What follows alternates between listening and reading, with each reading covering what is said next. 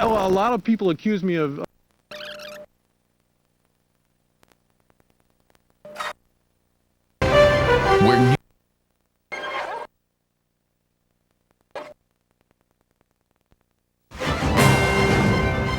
WECT Wilmington, where news comes first, this is News 6 Weekend Edition, Southeastern North Carolina's most watched weekend newscast. Good evening. It's great to have you with us. I'm Sarah Warlick. It was a close call this afternoon for one New Hanover County child who was hit by a car. The 6-year-old boy was riding his bike in the old Cape Cod neighborhood near Monkey Junction when he was hit. Somehow the child was able to walk away with only some scrapes and bruises. Paramedics still took him to New Hanover Regional Medical Center so doctors could check him out. No word yet on whether the driver could face any charges. And it's good news for a local 55-year-old man who was hit last night as he was riding his bike. He's doing just fine. The accident happened in downtown Wilmington at 6th and Red Cross Streets. A Volkswagen Beetle struck Keith Lawson as it was turning. Lawson was treated for head injuries at New Hanover Regional Medical Center and later released. The police report says the driver of the car was at fault. Wilmington police have arrested 2 teens accused of holding up a cab driver late this morning. It happened at around 11:30 at the 1600 block of East Plaza as part of the Houston Moore housing development. Police say the 2 juveniles, ages 15 and 17, robbed the driver at gunpoint but didn't get far. Turns out the arresting officer was just 2 blocks away at the time. It's possible for your morning commute tomorrow could get a little tangled if you're coming in or out of New Hanover County. A small portion of Highway 133 near the Isabel Holmes Bridge in downtown Wilmington will be closed for several weeks. Authorities are asking drivers to pay careful attention to the detour signs. Traffic is being routed around the block in both directions. With the road closed, construction crews will be able to work on the bridge. The project is part of more than $60 million Martin Luther King Jr. Parkway extension. It may also be a chilly trip to work or school in the morning. For more on that, let's check in with Skywarn meteorologist Chris Marshall for our first forecast. Chris? Thanks, Aaron. A beautiful evening tonight. It's cooling off, though, and we're expecting a pretty cool morning to start tomorrow, but it looks like by the afternoon we'll be in much better shape, so we'll talk more about that coming up. Take a look at the satellite picture currently, and we'll find ourselves under clear skies, and it looks like that's the way things are going to stay. Not a whole lot of storm systems on the eastern half of the country, so we'll talk again back to work forecast in just a few minutes. Back to you. All right. Thanks, Chris. The Reverend at the center of the Episcopal Church's turmoil over homosexuality says he's not backing down. Gene Robinson is the church's first openly gay bishop-elect. He says he's sick over the dispute that followed his election in June, but he feels, quote, God wants him to go forward. Meantime, leaders in the Anglican Church are holding emergency meetings to try to prevent a schism by those opposed to Robinson's election. Meantime, the Catholic Church is one step closer to recognizing Mother Teresa as a saint. This weekend, Pope John Paul II is celebrating his 25th anniversary as Pope. As part of today's ceremony at the Vatican, he will beatify Mother Teresa, the nun who devoted most of her life to caring for the sick and poor of India. The Church considers beatification one of the final steps in the path to sainthood. Now to the D.C. area sniper trial, where opening statements are set to begin tomorrow. Some experts say the jury may have already made up its mind about suspect John Muhammad, who's due in a Virginia Beach courtroom in the morning. They say it's impossible for jurors to be unfamiliar with the high-profile case. If convicted, Muhammad could face the death penalty. Meantime, his alleged accomplice, Lee Malvo, also arrived in Virginia Beach, but prosecutors aren't saying why. Legal trouble could be looming for a North Carolina college student who says he's the one who's been hiding box cutters on commercial airline flights. 20-year-old Nathaniel Heatwolf of Guilford College in Greensboro is in federal custody tonight. Authorities now believe he is responsible for leaving the items in the bathroom on 2 Southwest planes. Their discovery disrupted services for thousands of Americans last week. One eyewitness said it looked like fireworks after an American military convoy was ambushed near Baghdad today. And in a separate attack, 2 more American soldiers were killed in Iraq. This as President Bush vows to continue the fight on terror after another threat, apparently from Osama bin Laden. More now from NBC's Jennifer Johnson.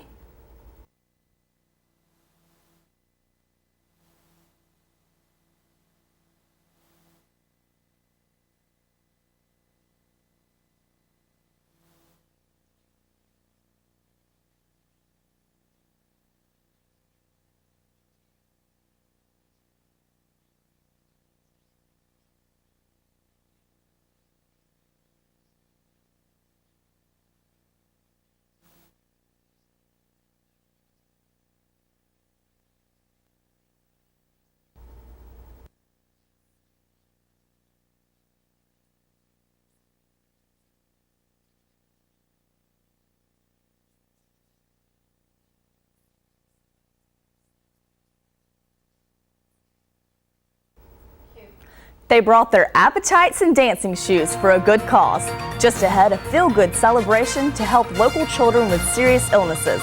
You're watching News 6 Weekend Edition, where news comes first.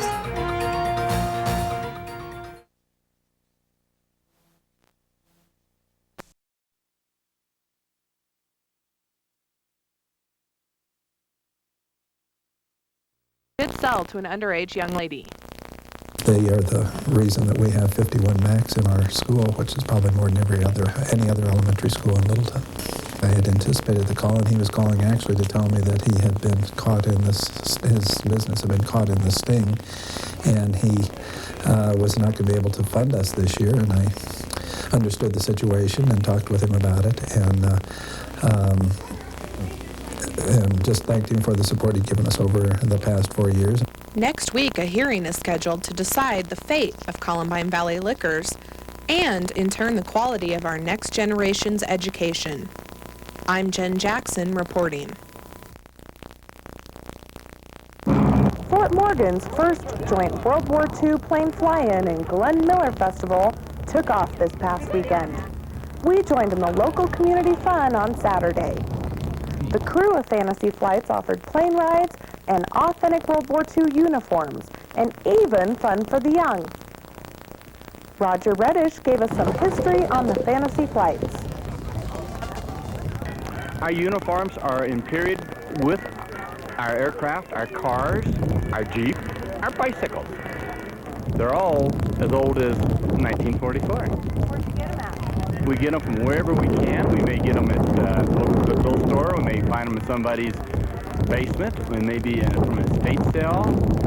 Sometimes at an event like this, people walk up and say, this was my brother's, this was my dad's, this was my uncle's, and because of what you guys do and how you do it, I think it's better in your hands than in my hands. We were able to join them all for a picnic in the park with the big band, the Tune Masters.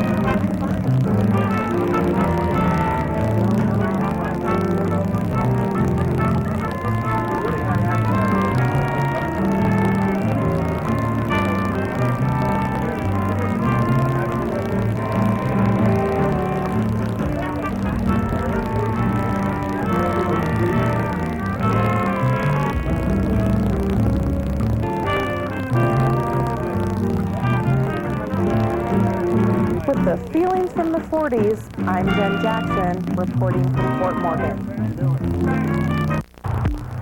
This August will mark the return of Vance Johnson to the Denver Broncos roster. I was a Denver Bronco for 10 years. I went to San Diego, and now I'm back home. Fire was still burning inside me, the will to compete, the desire to want to go out and catch footballs, especially from John Elway.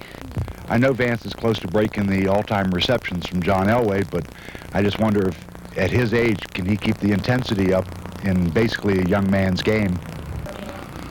Well, I don't expect a whole lot out of rookies. I know they're going to go out there and really compete, and they're thinking about a job, and they're looking at that old guy over there, the one that want to take his job from him, and they try to copy him, and they try to go out there and play a little bit harder than you. I had the opportunity to ask Vance what he wants people to know about him and the direction his life is taking now. After years in the NFL and growing up being an athlete, I thought I wanted everyone to know that I was this great athlete. But now what I want people to know is that I'm a different kind of role model. I want to be a father, and I want people to know that if they have problems in their lives, especially in domestic violence, that they can get help. People are curious what kind of publicity he will stir up on the field and off.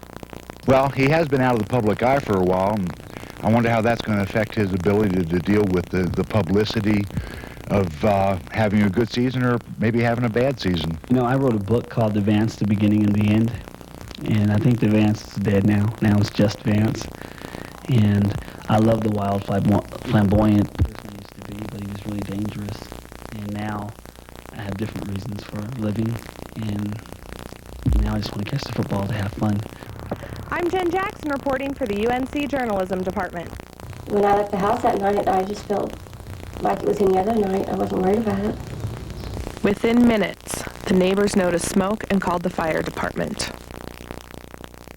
There's no feeling like it when you come back and there were firemen all around your house and police cars and there were people everywhere and it's your house. The Westminster couple had never heard of the recall that would eventually turn their lives upside down. On May 29th, Whirlpool issued a voluntary recall of 500,000 Whirlpool and Kenmore dishwashers. The wiring in the door latch could overheat and catch fire.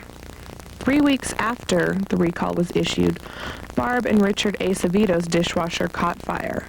If they had known about it, the Acevedos could have had it taken care of. The devastation that everything was ruined. Wondering if it can be fixed like it was. And you know, it's just everything you own. Well, you know, we were fortunate. It's the house, but what if somebody had been in here? What if it had gotten worse that way?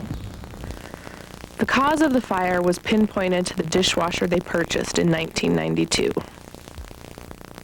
That's the worst part, because you don't know if you can replace them, and everything has a little bit of a story to it, because they're yours. You know, you collect them all. I'm anxious to see what can be salvaged and what can't. The government wants girls to exercise more. Health experts say girls who play harder study harder. They say girls who play sports in high school are more likely to get good grades, go on to graduate, and then go on to college. Health Secretary Donna Shalala says parents and teachers need to discourage the notion that being fit simply is not feminine.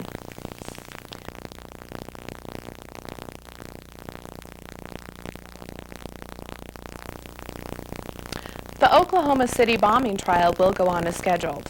A federal appeals court has denied all 3 requests to delay the trial of Timothy McVeigh. One petition contended prosecutors improperly withheld documents. Another objected to witnesses being allowed to sit in the courtroom. And a third petition said that McVeigh can't get a fair trial because of news reports of McVeigh's supposed confession. Today's ruling clears the way for jury selection to begin on Monday.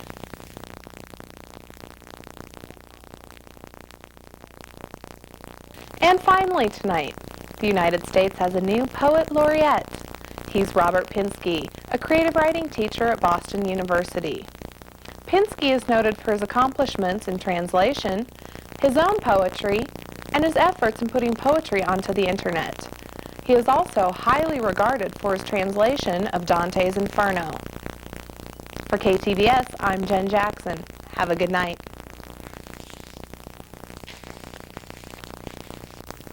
Welcome to High Plains Community Calendar.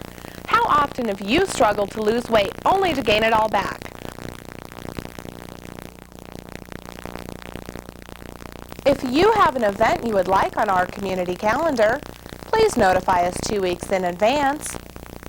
High Plains Community Calendar, P.O. Box 432, Sterling 80751, or fax us 522-7813. I'm Jen Jackson for KTVS Channel 3. The 16th Annual Colorado Hay Day, June 17th and 18th, bigger and better than ever. Make plans now to come out to the Cananeva-Quincy Farm, 8 miles west of Sterling, Colorado, on June 17th and 18th for this year's event. Come out and dig around in the soil compaction pit. Check out the seeding demonstrations. We're trying to establish new alfalfa in an existing stand. Come watch your favorite brand of equipment operate in the field demonstration and bid on the equipment in our second annual auction. Colorado Hay Day, June 17th and 18th, 8 miles west of Sterling, Colorado. Too much fun to miss.